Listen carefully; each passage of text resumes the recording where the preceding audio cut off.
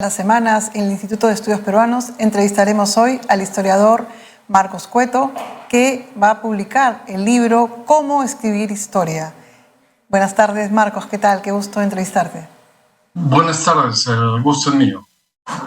¿Por qué hacer un libro para enseñar a los historiadores a escribir historia? Es un tema, me imagino, también de escribir, que no estaban contando bien la historia de manera anquilosada y buscar una manera más próxima. Cuéntanos un poquito la historia detrás de esta historia.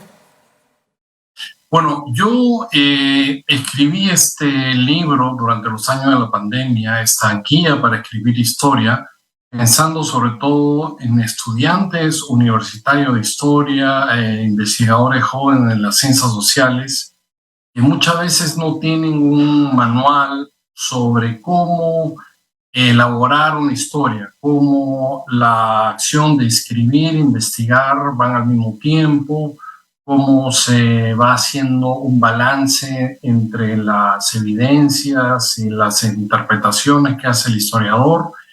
Entonces es un manual dirigido sobre todo a esa persona para que pueda facilitar su trabajo en historia.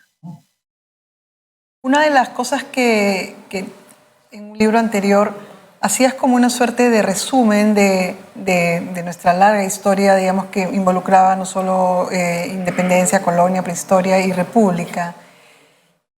El desafío ahora es cómo contar lo que nos está pasando desde los últimos 10 años, en los cuales hemos tenido, por ejemplo, 6 presidentes en 5 años, desde el 2016. Tenemos un presidente que se suicidó por el caso Lava Jato y tenemos ahorita una convulsa realidad política que me imagino, bueno, para los periodistas es complicado, pero para los historiadores mucho más, porque tienen que enmarcarlos en procesos de larga duración. Cuéntanos un poquito cómo haríamos para contar esta historia, Marcos.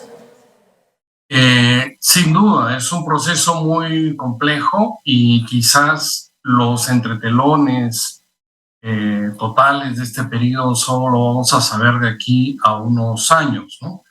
Pero el texto está más bien dirigido, es como un texto metodológico, no es necesariamente un texto que se propone como una ruptura con todas las historias que se han hecho anteriormente o con otros libros que he escrito de la historia del Perú o de historia de la salud, sino es un texto más de metodología, de cómo el historiador es al mismo tiempo un escritor. Por supuesto, un testigo de la época en que vive y influenciado por la época en que vive son los temas que puede investigar, pero que puede encontrar luces para entender el presente en el pasado colonial, en el siglo XIX, en el siglo XX, en una historia del Perú que, como tú sugieres, más que una línea de progreso, sugiere una repetición de problemas y un círculo vicioso entre la pobreza y la corrupción. Y además es un régimen en la República, sobre todo, donde el presidente se vuelve como el personaje principal, ¿no es cierto? Por ejemplo, buscando información, digamos, yo no escribo historia, pero trato de, cuando cuento alguna historia periodística, hacer algún referente o un paralelo. Cuando detienen al último presidente, llega a Alejandro Toledo, llegamos y tenemos a Augusto B. Leguía, que sí ha sido nuestro primer presidente detenido, ¿no es cierto? Claro. Entonces, en términos de metodología, es buscar referentes y buscar como sucesos que sean paralelos a lo que está pasando. ¿Qué otras cosas les podría sugerir a los estudiantes de historia que quieren escribir historia, Marcos? Bueno, muchas veces la elección de un tema tiene que ver mucho con experiencias personales y el contexto en que están viviendo, ¿no? Las experiencias personales que pueden marcar a una persona y que pueden hacerla pensar de que la corrupción política es, por ejemplo, un asunto muy importante, o que la salud y la enfermedad también, como lo ha sido en la vida de muchas personas. Y el contexto que tú estás describiendo de repetición de los problemas políticos, ¿no? Sobre porque se han venido escribiendo una serie de textos en los últimos meses o años, como los de Tony Zapata, los de Alfonso Quirós y otras publicaciones del Instituto de Estudios Peruanos, ¿no? El primer consejo que yo daría, que creo que es muy importante en esta época, sobre todo en que parecen las cosas tan fáciles por Internet, es la honestidad intelectual. Un investigador tiene que decir algo original y nuevo y evitar, de todas maneras, hay que decirlo porque esto ocurre, el plagio y el autoplagio, ¿no?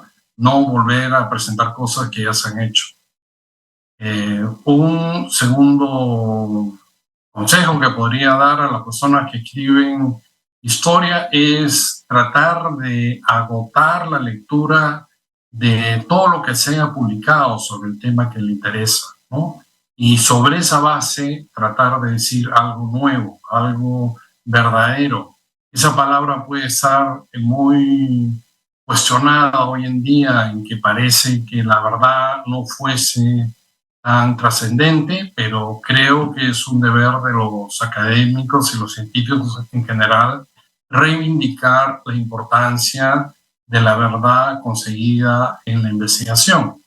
Y finalmente un consejo que daría a los jóvenes historiadores es la claridad.